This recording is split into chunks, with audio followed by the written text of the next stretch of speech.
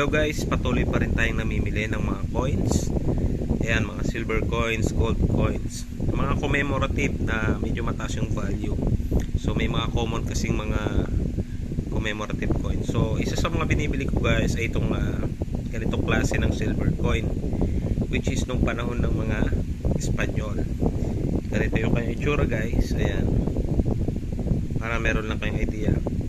Kumbaga ito guys ay 50 centavos na Alfonso XII. And ang year nito guys sa pagkakaalam ko is 1880 to 1885. Pero merong mga guys, no, mga overdate na tinatawag. So yung meaning nito guys, ng mga nakasulat na Latin dito ay dito sa isang side o yung words niya guys ay ang meaning ng text na ito ay Alfonso XII by the grace of God. Ayan. And dito naman sa kabila, sa kanyang reverse, ayan, ayan yung kanyang itsura.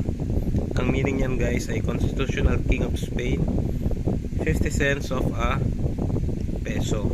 So ayan, para meron lang kayong idea. And then guys, dun sa kanyang edge, so dito may text yung edge nya. Ayan, Lei Patria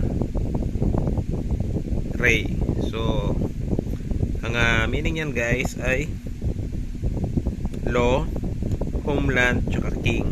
So lei, patria, tsaka rey, no?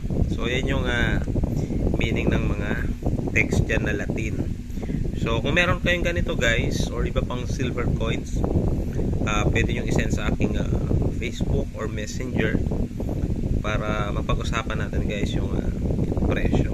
Mas maganda guys kung meron din kayong mga iba pang silver coins, especially yung mga guys, no, high value ng mga coins. So check nyo na lang guys yung ibang videos ko para sa mga silver coins na binibili ko.